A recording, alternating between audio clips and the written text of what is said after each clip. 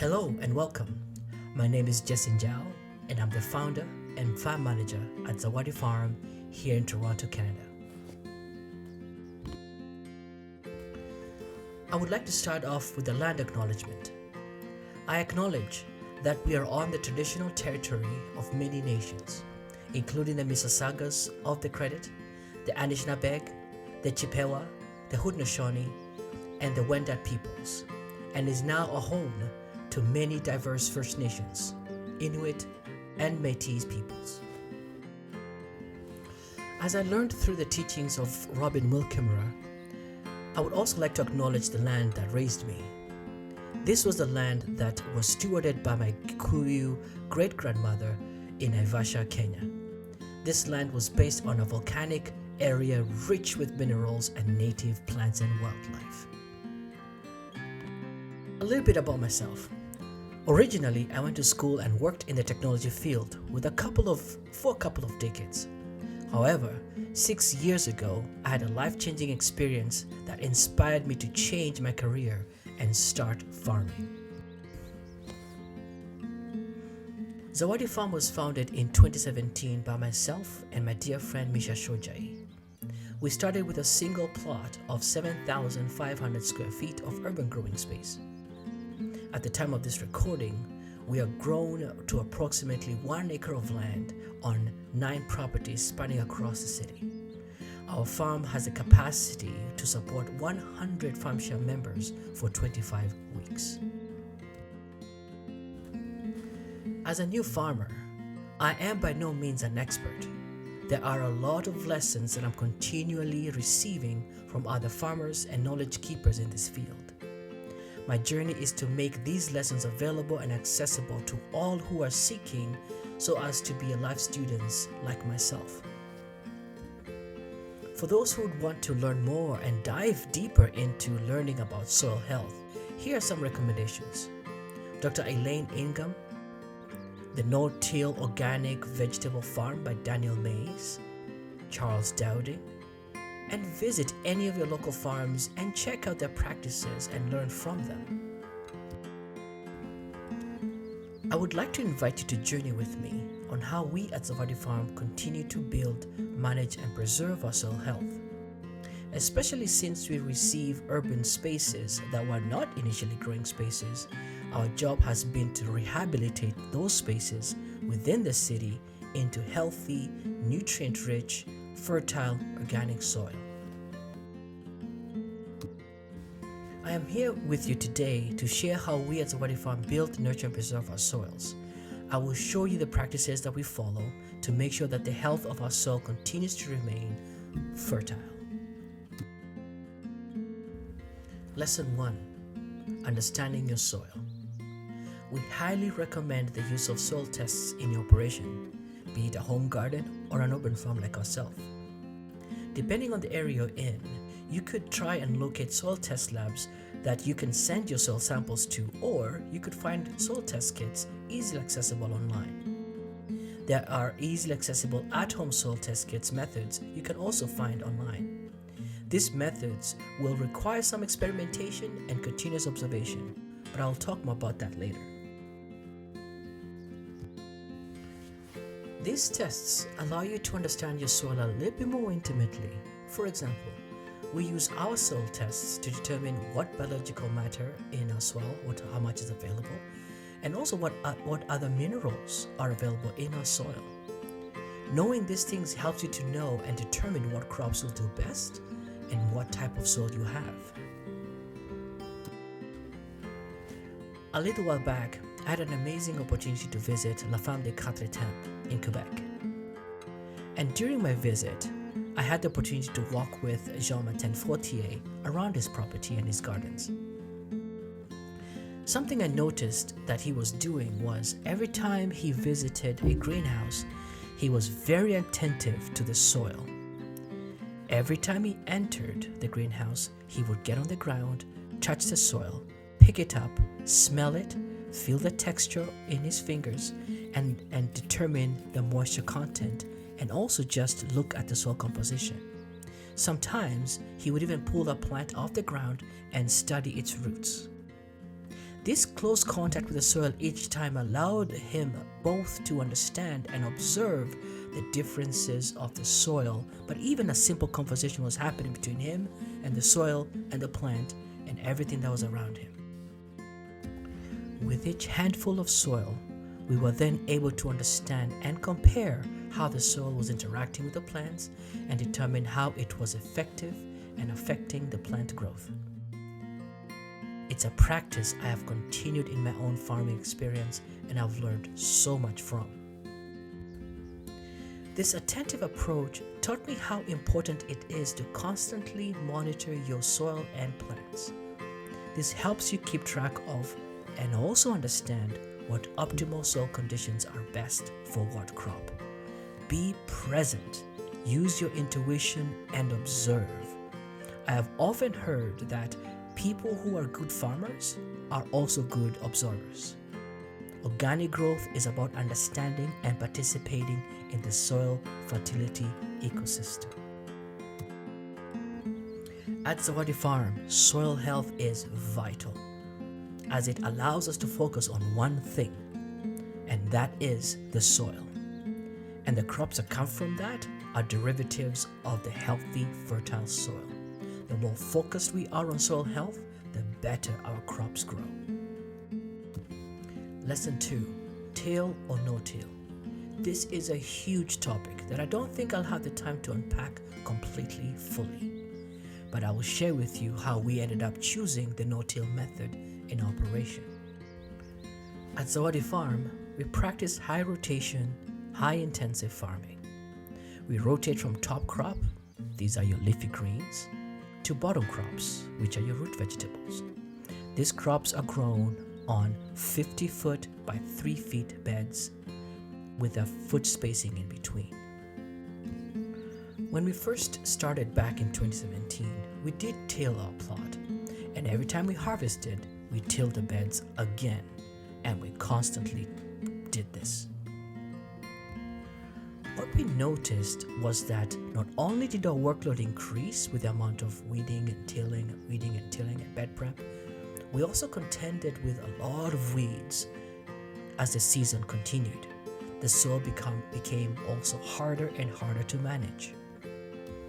When we started venturing into the no-till method, we were very skeptical because of how new it was, of course, but it was also, we found that it worked really well with our workflow. The no-till method allowed us to continually let nature do its thing, to work at the speed of nature and benefit from its vast mysteries that lay underneath the soils. At the end of every season, we started laying large plastic covers on each of our plots that sat there for almost 7 months. And when we unearthed them, we noticed how much activity was happening underneath the tarps during those long winter months. Our process began by using the broad fork, a process known as broad forking. You can use any fork for similar results for that matter. This process helps add air back into the soil which has been compacted during the winter months and the snow weight on top, but introducing a little bit of disturbance. Then adding compost onto those beds, and on top of those beds where we added the compost is where we added the amendments. We use a tilther, which is a tool that just mixes the amendments and the compost which leaves a very soft layer on top of the beds, which is ready for planting. Every time we harvested, we cleared the crops, broad forked, added a layer of compost and amendments, and used a tilther to mix in the amendments to the compost, and then we planted on top of that. What we noticed that our crops responded really well and grew a lot stronger. We also noticed that our soil depth increased and the overall soil composition improved. What was really beneficial was that the compost also acted as a weed barrier. So with less weeding and more farming, we were able to really focus on our soil composition and really continue to grow good crops as we nurtured our soil health. We try to make sure that our soil beds are rarely left exposed. For example, every time we harvest, we make sure to cover the bed with a tarp to expedite the decomposition. A process called inoculation.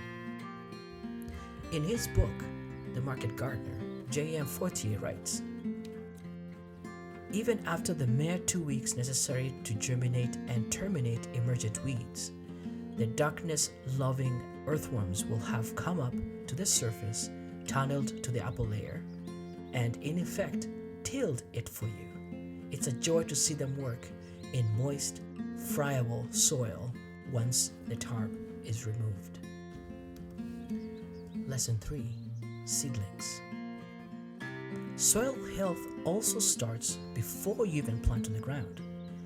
It continues and begins from your seedlings and how you handle them. How you give them a healthy head start greatly affects them to become strong transplants once they head out onto their final home onto the ground. Another recommendation I'd like to bring to your attention is the use of soil blocks. For a small-scale home gardener, or even a small-scale farmer like myself, you will notice very quickly how your transplants respond very well to soil block compositions that you can easily adapt to your home garden. I will share with you a soil block recipe by Elliot Coleman from his book The New Organic Grower. A standard 10-quart bucket is a unit of measurement for the bulk ingredients. A standard 1-cup measure is used for the supplementary ingredients. The following recipe makes about 2 bushels of mix, 3 brown buckets of peat. Standard peat moss is also okay. What I'd like to note though, we prefer using peat moss alternatives as peat moss is a non-renewable resource. A half a cup of lime and mix the ingredients together thoroughly.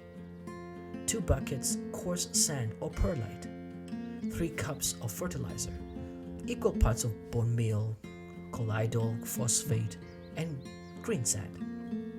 Mix thoroughly. 1 bucket of garden soil, 1 bucket of well decomposed compost. Mix all the ingredients thoroughly. Moisten the mix thoroughly using a 1 part tepid water for every 3 parts blocking mix.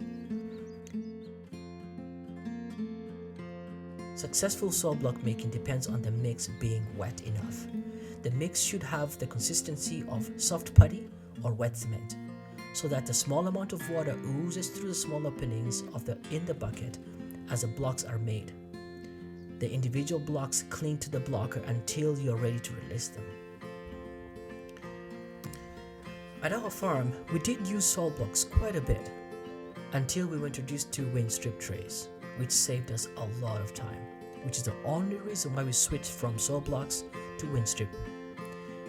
But they work just as well. If you have the opportunity to use soil blocks, please go right ahead. They work amazing. Lesson 4. Integrating the lessons. Transplant, monitor, amend. Let's look at heavy feeder crops. In our example, I'll look at tomatoes. Once the tomatoes we grow in soil blocks get to the right size, we put them up, either to bigger soil blocks or in a bigger pot. Each time, the roots become more and more developed, and this way it guarantees a strong transplant by the time the ground warms up. When the tomatoes are transplanted onto the beds, we plant them quite deep, almost a foot deep. And as we do that, we add amendments to the bottom of the hole, just where the roots will access them. And then we wind the stem round and round to the top of the bed and close off with the soil.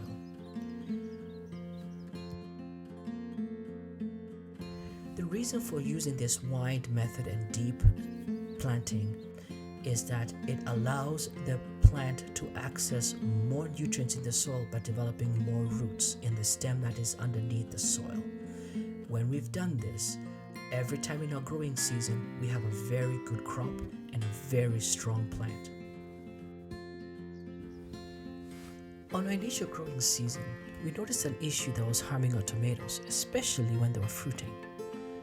When they started forming a rot at the end of each fruit, and then yielding fewer and fewer tomatoes as the season progressed.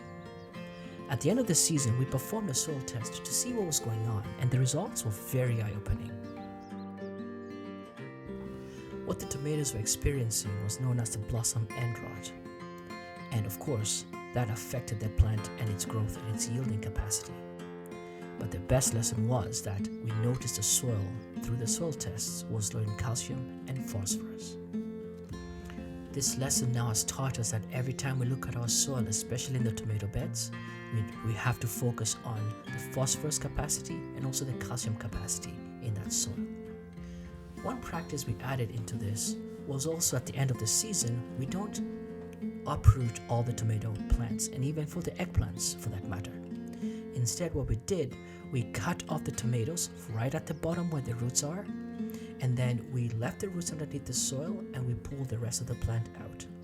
And we tarped that whole bed for the rest of the season for the decomposition of those roots and return those nutrients back to the soil. Our end of season bed preparation begins with adding wood chips to the bed paths. We like using wood chips during this time because it's fall and they're dying and dead branches all over the place. Also, we use shredded shrubs. Each bed is covered with the last remaining compost, and any leafy greens left on them are smothered underneath the compost for the worms to enjoy. We then cover the plot with a large silage tarp. In conclusion, as stated in the beginning of my talk, I am no expert and I'm continuing to learn every new growing season. This upcoming growing season, we are moving to a new half-acre plot.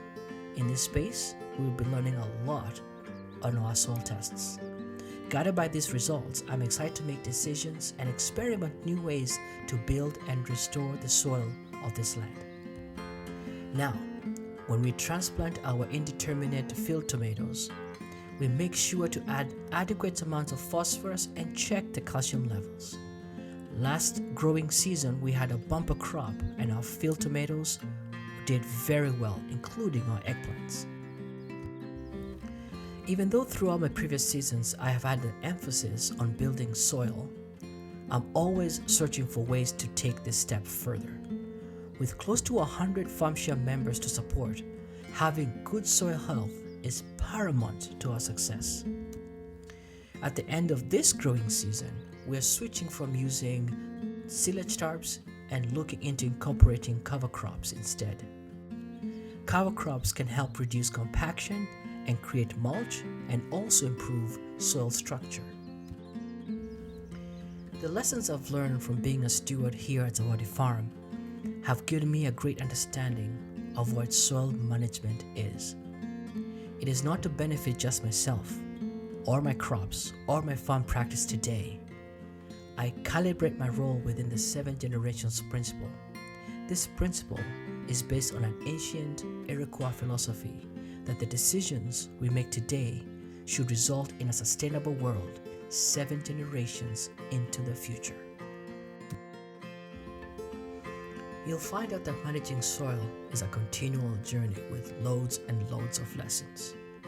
What we do here at Zawadi Farm is not perfect, nor is what you should all do and follow. It is what works for us, but you can try them, see if they work for you, and also try and find other methods that work best for your environment and your crops and your plants and your area. If you find one that works best for you, learn it well and share it with us. The more we rehabilitate our soils, the better our ecology becomes. Let us all be good stewards of our lands.